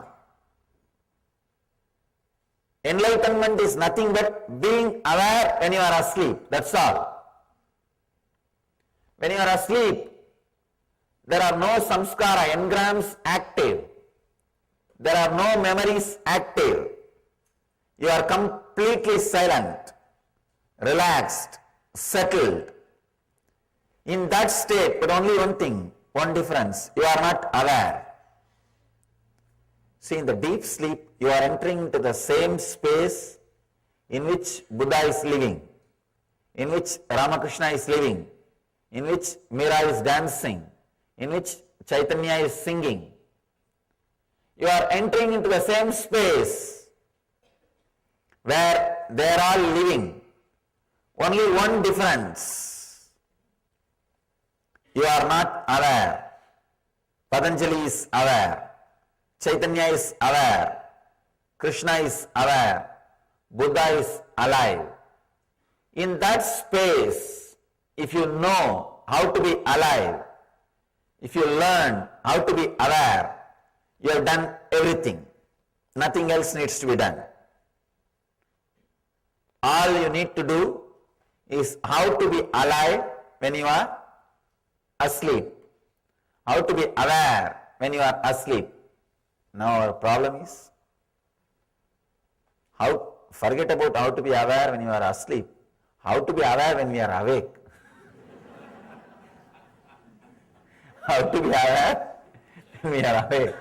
That is a big problem. That itself is a big problem. Today we will practice a technique to convert your sleep into samadhi. Convert your sleep into samadhi. Please understand. When I say being aware during your sleep, I don't mean sleeplessness. I am not saying be sleepless. No, that is sleep disorder. That is a disease. I am not saying be sleepless or sleep disorder. You will be sleeping, but your whole awareness will be alive. Means there are no engrams, there are no thoughts, there are no memories, but the pure I will be alive. That will be radiating, that will exist. There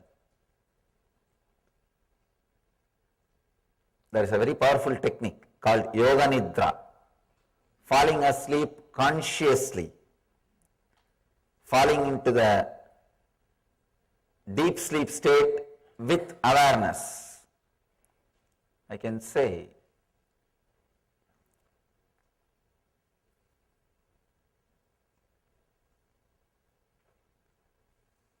if you can drop into that state with awareness and come back, suddenly your whole system will be new. Your whole system will be different. Your whole system will respond to the world in a completely different way. If you fall asleep, if you sleep very deeply, if you have a good sleep and come out, your system will be fresh. It will respond to the world in a very different way. If you are stuck in the dream state and come out, your system will be different and it will not respond properly to the life, to the day. If you fall into the samadhi and come out, if you fall into that deeper state than the deep sleep and come out, you will eternally respond to this world only through joy, only through bliss. That is why we call that state as eternal bliss. If you experience that state and come out, you will see you are radiating eternal bliss, eternal joy. Sleep is one of 5 modifications Patanjali speaks about. There is so much we can talk about sleep. So much can be said about sleep. Maybe instead of saying, we'll use a technique by the end of today's session. A very powerful technique. How to relax with awareness. How to go into deepest states of sleep with awareness. Usually we don't sleep more than 20 to 25 minutes. Then we come back, continue to dream, play in the dream world, then again fall asleep. After 20 to 25 minutes, come back and move in the dream state, have some dreams, then again fall asleep. That is why early morning when we get up, we don't feel we had a good rest. Because you have never rested. You are continuously playing the game. Your body might be resting or your body might be relaxing, but you are not in a relaxed mood. You are not completely resting. You are not aware. You are not in peace. The sleep can be used for suffering or joy. That state can be manipulated to reach samadhi state or to be in suffering state. I have seen people using sleep to lead to suffering. Either they oversleep or they continue to suffer without sleep. Sleeplessness or oversleeping. If they don't sleep in the night time, the chronic fatigue will be there in their body. It will continue to disturb their creativity. Whole day, they will be constantly disturbed. The creativity will not express. Or if they sleep whole day, there is no time for creativity. There is no possibility for creativity. Sometimes people wake up only sun comes through the window. Sometimes the bad part of this whole thing is windows in the west side.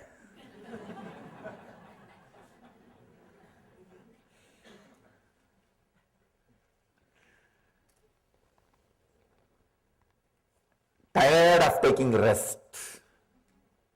Human being is the only animal who are tired of taking rest. Any other animal, morning if you wake up, you will be fresh, jump, act very alive.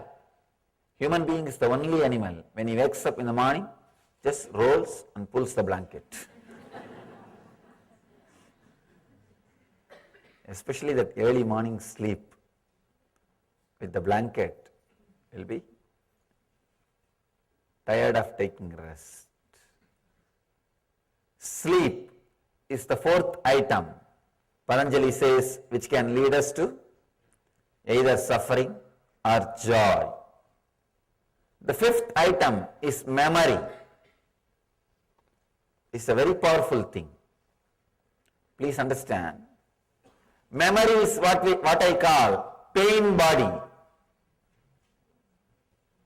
Here, with the right knowledge, only with your action, connection with it can create suffering or joy.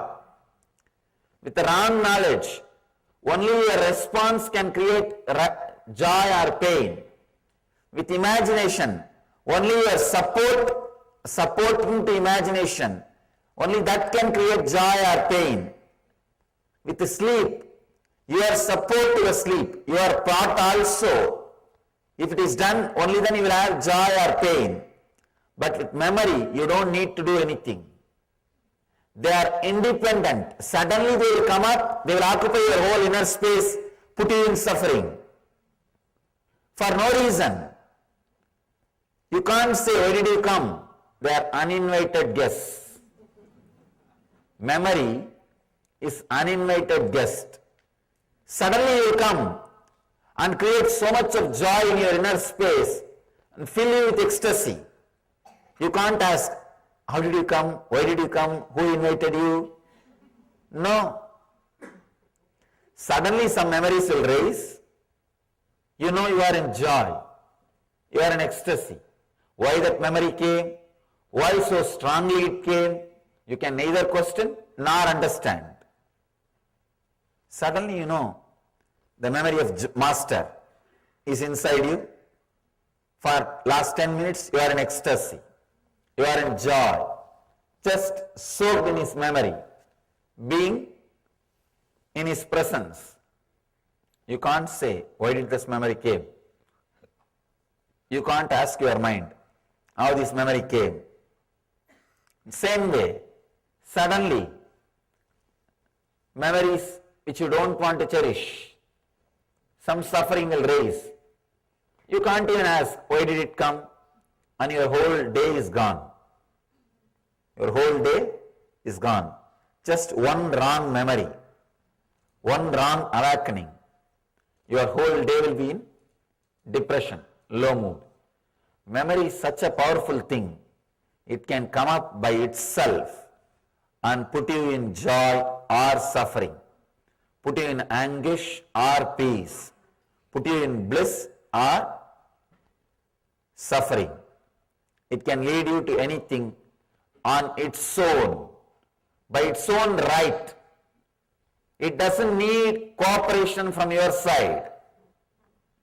right knowledge, wrong knowledge, imagination and sleep needs cooperation from your body and mind. All the other four things, your body and mind needs to cooperate. But with imagination, with memory, you don't need to cooperate at all. It will just erupt and you don't know why it is there. You can't ask why it is there. You can't even question why did you come. But you are in suffering or joy. That is the power of memory. Memory means the ideas, thoughts, imaginations, visualizations collected, which is still alive inside your system. One important thing, if your memory is complete, it won't lead you to suffering, it will lead you to joy. But it is not complete. If your memory about your past, if it is complete, you will have knowledge about your future. Please understand. I am not giving you false promise. I am stating simple, straight truth. If your memory about past is clean and pure, complete, you will have a clear idea about your future. Because your future is nothing but the reproduction of the past in different dimension, that's all. Maybe some of the quantity will be different, but basic structure will be the reproduction of your past. The earlier you might have had one car in the past, the future you may have few cars, but the future is going to be the reproduction of the past. But the big problem is we don't even have the right idea about our past. We remember our past only after editing. If you think your whole life is suffering, as we usually think, you will edit and connect only all the suffering incidents. And you will think your whole life past was suffering. That one idea is enough to feel, to imagine, to visualize, to think your whole life was suffering. The memory, it is not a right memory, it's a wrong memory. Same way, if you think your whole life is joy, again you will edit, cut, fix, paste and see your whole life as joy. You will connect all the joyful incidents, memory, and start seeing your whole life as joy. We never comprehend. We don't have the complete memory. We don't look at the past as it happened. We don't smell the past as it happened, as it is. If you have a simple, straight idea about the memory, past, a simple, straight, clear idea, you will have simple, straight, clear idea about the future. Your miscomprehension, your wrong idea about the past is responsible for the wrong idea about the future. If you think you are not able to plan your future, be very clear, you don't have a vision about your past. Any incident happened in the past adds some juice to your being, understanding to your being, awareness to your being, knowledge to your being, experience to your being. So if you are aware of all those memories, that knowledge, that essence which is added to your being will continue to guide you in the future. But when you forget those incidents, those memories, when memory loss happens, which is happening in all of us, that juice of that experience, knowledge of that experience, memory of that experience will not express itself in the future. So confusion. So confusion. Understand, right knowledge, wrong knowledge, imagination, sleep and memory. These are the 5 modifications leads you to suffering or anguish. Suffering or anguish. So realize all these 5 can be either used or abused. Just this knowledge, this understanding that it can be used or abused, it can lead to joy or suffering is enough. That is enough. You will start using them rightly. Whenever all this 5 is leading you to suffering, you are abusing it. You are misusing it. Whenever it is leading you to joy, you are using it properly. So, whenever you are in suffering, understand, one of these 5 is misused by you. So, decide you will use that properly. Whenever you are in joy, understand, these 5, any one or all the 5 are used by you rightly.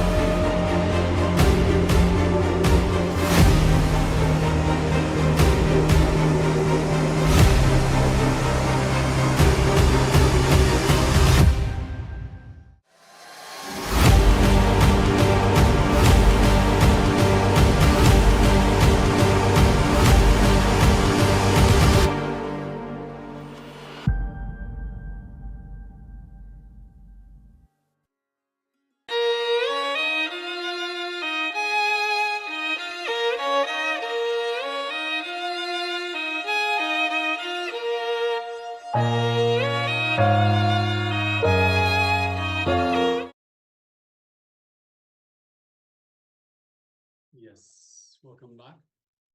So that was wonderful revelations by the Supreme Pontiff of Hinduism on your mind can lead you to bondage or freedom. See, some of the things that we can pull from this revelations, beautiful revelations by the Supreme Pontiff of Hinduism, some points, some powerful cognitions. The mind can interpret any situation as either joy or suffering. And the comprehension can be wrong, which might lead to, which will lead to understanding and misunderstanding and misappreciation of the positive changes in one's life. So you might not understand, you might not appreciate of the positive changes that happen, that occur in your life. See, there are 5 modifications that Swamiji has talked about. There's right knowledge, wrong knowledge, imagination, sleep, and memory. And these can lead to pleasure or pain and can be either used or abused. It is important to understand that right knowledge, imagination, and memory can be misused to create suffering, while wrong knowledge can sometimes lead to joy. So you can have the wrong knowledge that leads you to joy, and then you create the wrong cognition, the wrong understanding. This is where the misunderstanding can come in. Imagination can lead to liberation or through bondage. So liberation through meditation, bondage through mind conditioning. And awareness is the key to achieving freedom. Being aware is crucial in achieving everything, and recognizing the misuse of these 5 modifications that Swamiji has mentioned. Once again, right knowledge, wrong knowledge, imagination, sleep, and memory. So misuse of these 5 modifications can help use them properly. So recognizing the misuse of these 5 modifications can help use them to use them properly in order to achieve joy in one's life. The goal is to cultivate awareness, even in states like sleep, in order to achieve a state of samadhi and liberation. So now let us move on to the next segment in our program for today, which is an internalization exercise. Again, mind can lead you to freedom or bondage. But this internalization exercise is about being established in our own nature. See, imagination can either lead you to hell or heaven. Imagination can lead you towards this direction or that direction. Your mind is your bondage. Your mind leads you to freedom as well. It can either lead you to bondage, lead you to freedom. The mind can make anything out of anything. Any situation can be experienced as any other situation. You can either enjoy or suffer at the same time in the same situation, as we have seen with the story that Swamiji has beautifully imparted earlier today about the man that was coming home from another village, and he saw his house was on fire. The same situation when he thought his house was on fire, he was filled with despair. He was crying, "My house is on fire. I'm losing my house." Then the first son came and said, "Hey, remember we sold that house." Straight away, he brought himself to his feet, wiped away his tears. He was fine, smiling. Yes, we sold the house, no problem. Second son came and said, "Yes, we sold the house, Father, but remember, we haven't received the money yet." Again, he was rolling on the ground, crying. Again, he was feeling the despair, feeling the suffering.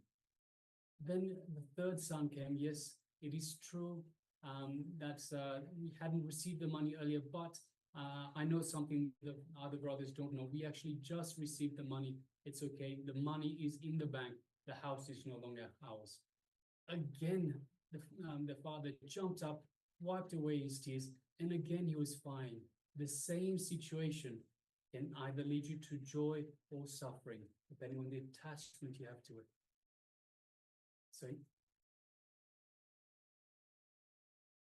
So you can experience joy or being defamed in that same situation. You can comprehend pleasure or pain in the same situation. So the mind can make you experience anything out of anything. So Swamiji also told us a very nice story. This one is a little bit different, where you have God is nowhere. See, you need, Swamiji says beautifully, you need an enlightened master to know where the comma is, where to put the comma. So instead of God is nowhere, you can put a comma after the W from nowhere. So God is now here. It simply becomes God is now here.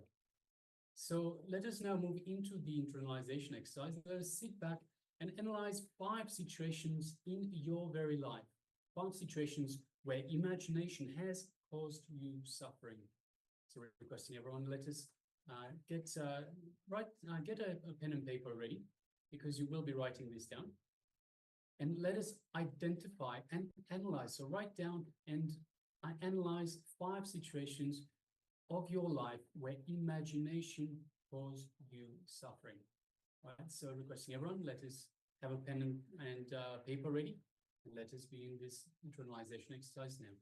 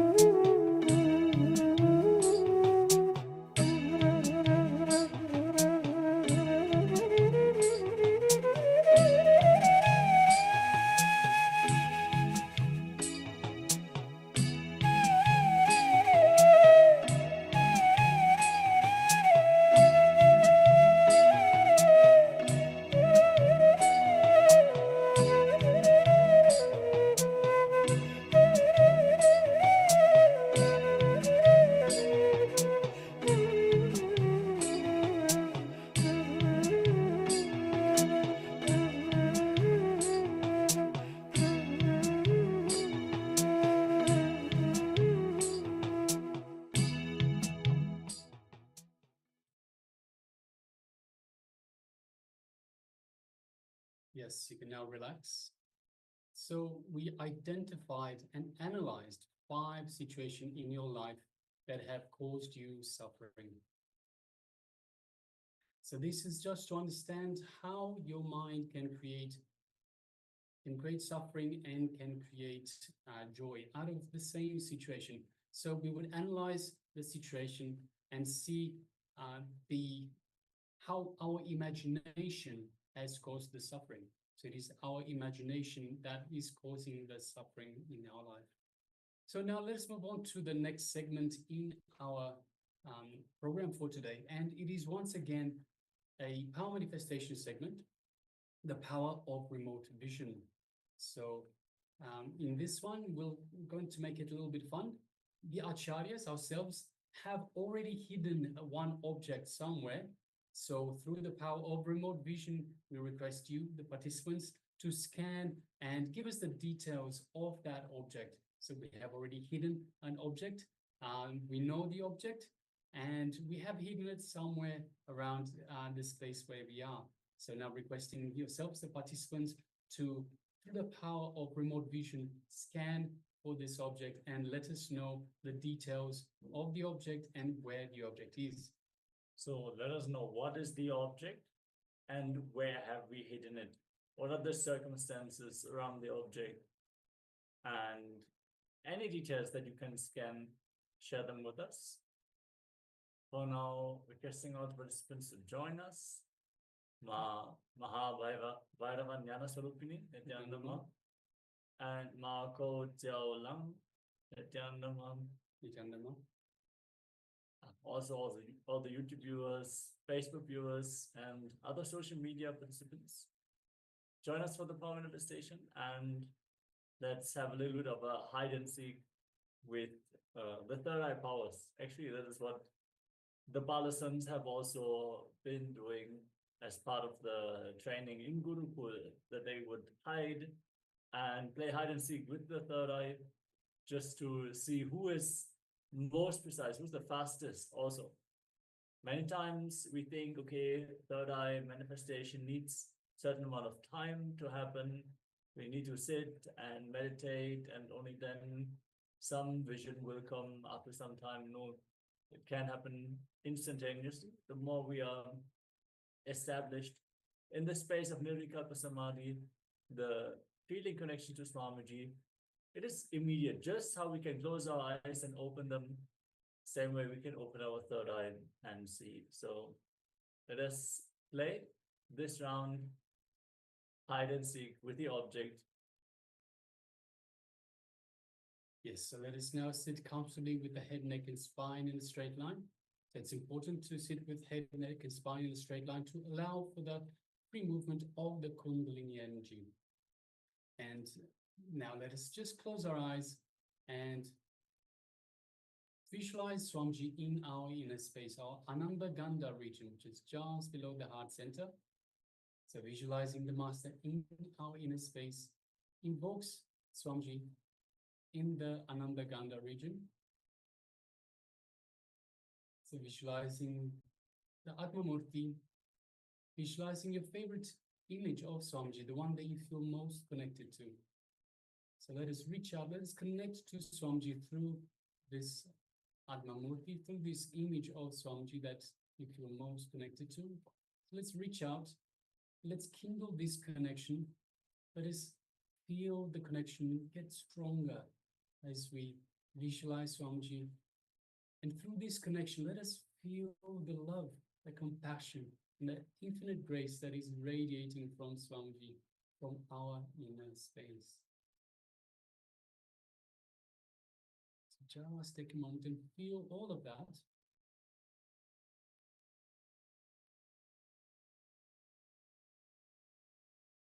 Now let us move our awareness to the third eye, just between the eyebrows, and let us just gently look through the third eye into Swamiji's third eye, into Swamiji's Anya Chakra. As we do so, we feel an energetic connection. We feel a gentle buildup of energy in our third eye as Swamiji is awakening and energizing our third eye.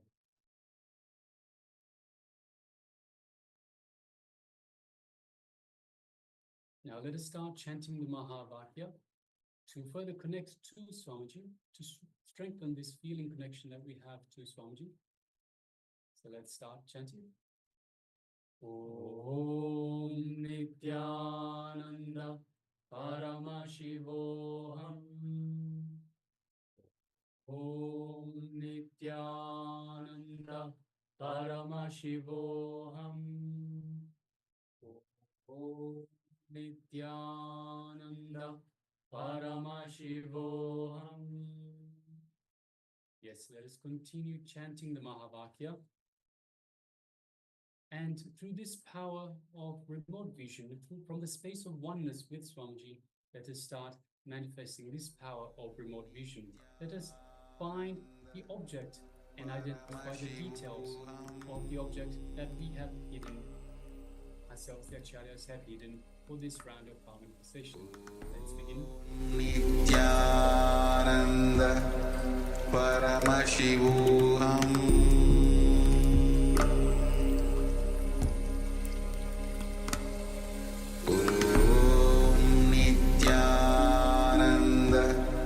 Paramashivoham.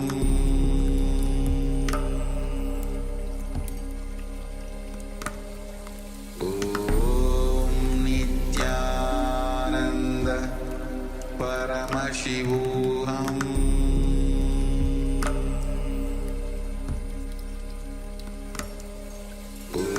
Om Nithyananda Paramashivoham. Paramashivoham.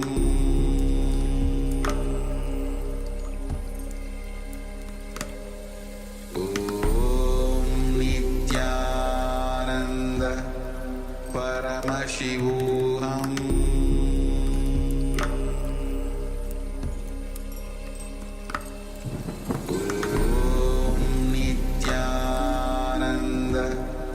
Paramashivoham.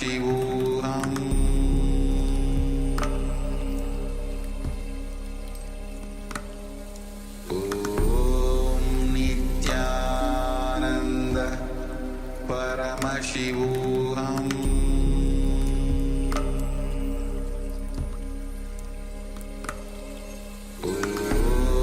Om Nithyananda Paramashivoham.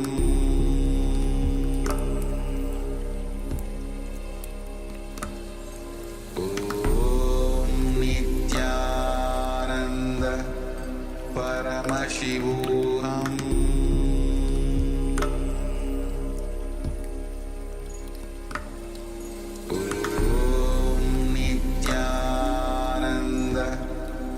Paramashivoham. Om Nithyananda Paramashivoham.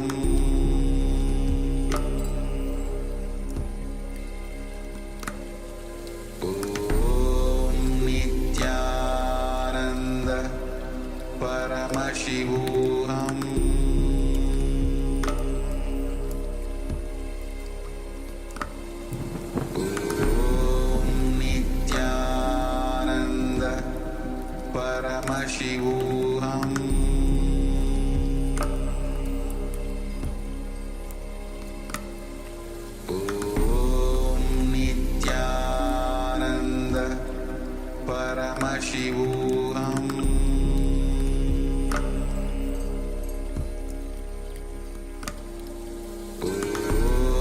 Om Nithyananda Paramashivoham.